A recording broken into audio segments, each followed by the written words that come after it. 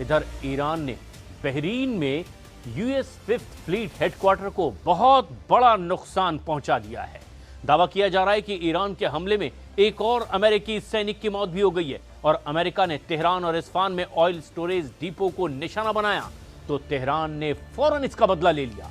Iran की missile सीधे अब तेल अवीव में जाकर गिरी है।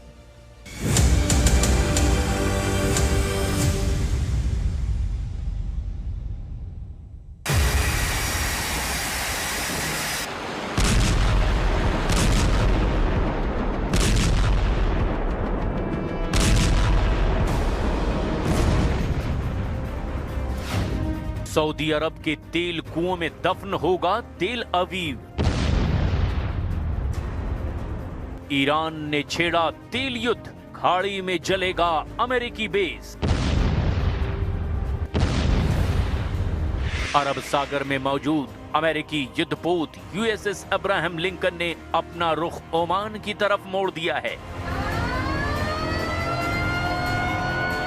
ईरान के ड्रोन अटैक में बहरीन की सबसे बड़ी और ऐतिहासिक तेल रिफाइनरी बापको को उड़ा दिया गया।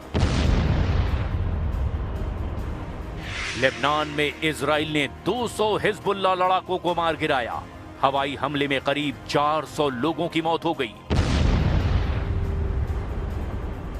साइप्रस में ब्रिटेन के एयरबेस पर हमले के बाद तुर्की ने 6 F-16 लड़ाकू विमान और एयर डिफेंस सिस्टम तैनात कर दिए हैं।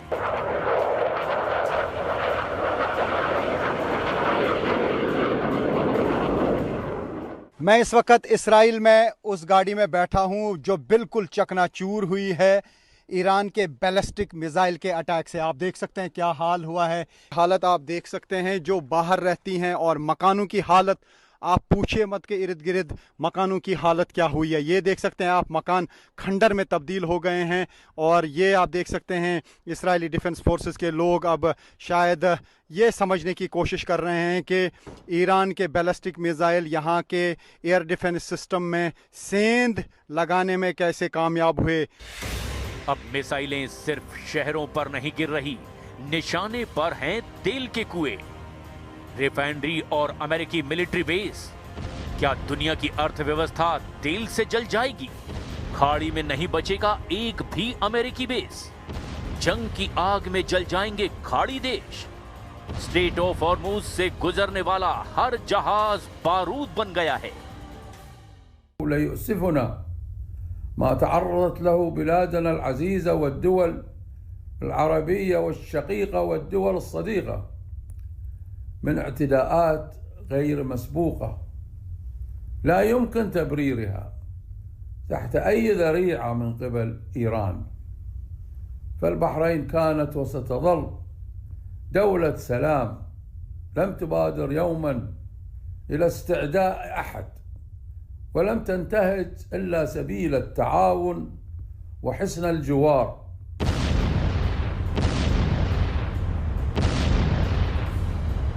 ईरान की IRGC यानी इस्लामिक रिवॉल्यूशनरी गार्ड कॉर्प्स ने पिछले कुछ दिनों में सैकड़ों बैलिस्टिक मिसाइलें, क्रूज मिसाइलें और ड्रोन अटैक लॉन्च किए।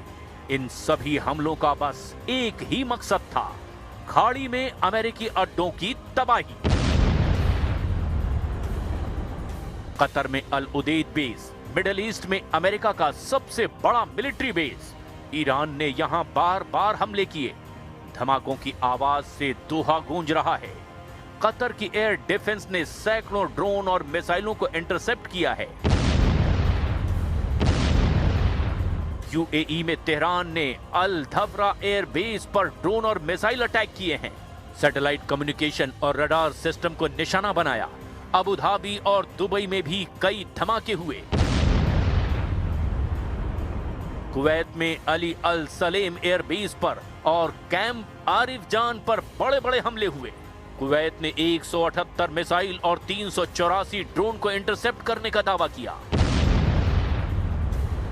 बहरीन में यूएस 5th फ्लीट हेडक्वार्टर पर अटैक हुए।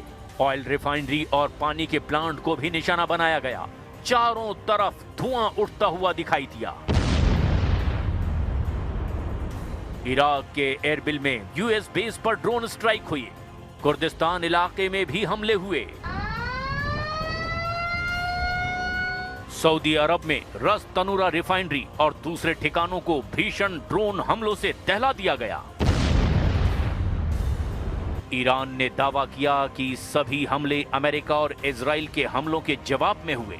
ये हमले तब तक जारी रहेंगे जब तक खाड़ी देश अमेरिका को अपनी जमीन इस्तेमाल करने के लिए देते रहेंगे। दुश्मन दिلش میخواد ما و کشورهای اسلامی در جنگ باشیم، اختلاف بین ما و کشورها ایجاد بکنه. بارها و بارها گفتیم و نیت و هدف مقام معظم رهبری این بوده ما با کشورهای همسایه خودمون برادریم، باید ارتباطاتمون خوب باشه. اما اتفاقی که داره رخ میده اینه که از هر کشوری بخوان به خاک ما حمله کنن و تجاوز کنن، طبیعتا ما مجبوریم جواب اونها رو بدیم و این چیزی رو که میخوایم جوابشون رو بدیم معنیش این نیست که ما با او کشور دعوا داریم، معنیش این نیست که ما خدای نکرده میخوایم مردم اونجا رو ناراحت بکنیم. खाड़ी देश अब पूरी तरह से युद्ध की चपेट में हैं। अमेरिकी मिलिट्री बेस होने की वजह से वो ईरान के निशाने पर हैं। कई खाड़ी देशों ने अमेरिका से सुरक्षा देने की मांग की है, लेकिन कुछ एक्सपर्ट्स कह रहे हैं कि ये ईरान की एक बड़ी भूल हो सकती है। खाड़ी देश अब अमेरिका और इजराइल के साथ मिलकर ईरान पर अटैक कर सकते हैं। So the US-Israeli attacks are clearly illegal. There's really no doubt about it. And the reason why there's no doubt about it is that the only justification that the US and Israel could use to justify their use of force on Iran is self-defense. इस जंग का असर अब खाड़ी में तेल के उत्पादन को प्रभावित करने लगा है। कतर में एनर्जी मिनिस्टर ने कहा कुछ दिनों में गल्फ में ऑयल गैस प्रोडक्शन रुक सकता है। सऊदी अरब, यूएई, कुवैत में भी तेल उत्पादन में काफी कमी आई है। स्ट्रेट ऑफ हॉर्मुज से ग्लोबल ऑयल सप्लाई चेन करीब करीब बंद हो गई है। खाड़ी में पानी के प्लांट निशाना बनाए जाने से वाटर सप्लाई पर खतरा बढ़ गया है। दुनिया की अर्थव्यवस्था हिल रही है। कच्चे तेल की कीमतें लगातार बढ़ती जा रही है। ईरान के राष्ट्रपति मसूद पजेश्कियन ने गल्फ देशों से माफी मांगी, लेकिन जंग में ईरान का नया सुप्रीम लीडर तैयार है। ईरान में अंतिम फैसला कौन ले रहा है? ईरान की राजनीति में आखिरी शब्द राष्ट्रपति के नहीं, सुप्रीम लीडर के होते हैं। ईरान के नए सुप्रीम लीडर ने साफ संकेत दे दिए कि मिडल ईस्ट की इस जंग से ईरान पीछे हटने वाला नहीं है। یک هفته تقریبا انتظار و اون شوکی که پس از شهادت آیت الله خامنه‌ای در واقع به جامعه و در واقع ملتمون وارد شده بود و منتظر بودیم و خیلی خوشحالیم که الان رهبر انتخاب شده و مطمئنیم که این مسیر ادامه داره دیگه با زعامت ایشون. و واقعا حس خوشحالی بود و واقعا نمی‌دونستیم که از غم از دست دادن رهبر گریه بکنیم یا خوشحال باشیم. از بابت اینکه آقا مجتبی انتخاب شدن.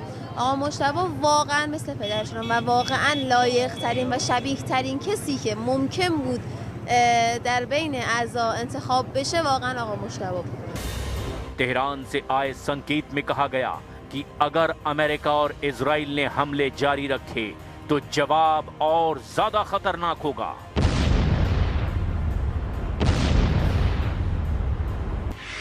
ईरान में सेना और आईआरजीसी सीधे सुप्रीम लीडर को रिपोर्ट करती हैं। विदेश नीति और युद्ध का अंतिम फैसला खुद सुप्रीम लीडर लेते हैं। बैलिस्टिक मिसाइल और ड्रोन प्रोग्राम भी सुप्रीम लीडर के कंट्रोल में होता है। यानी खाड़ी में जारी जंग अब सिर्फ सीमित सैन्य टकराव नहीं, इसमें शामिल हो चुके हैं ईरान, अमेरिका, इजराइल और कई खाड़ी देश। तेल के कुएं जल रहे हैं, रिफाइनरियां धुएं में डूबी है और खाड़ी के समंदर में अमेरिकी युद्धपोत खड़े हैं। मिडिल ईस्ट में ये टकराव अब सिर्फ मिसाइलों की लड़ाई नहीं, ये लड़ाई है तेल की, ताकत की और शासन की। अगर हालात नहीं संभले तो खाड़ी की ये आग पूरी दुनिया को जला सकती है।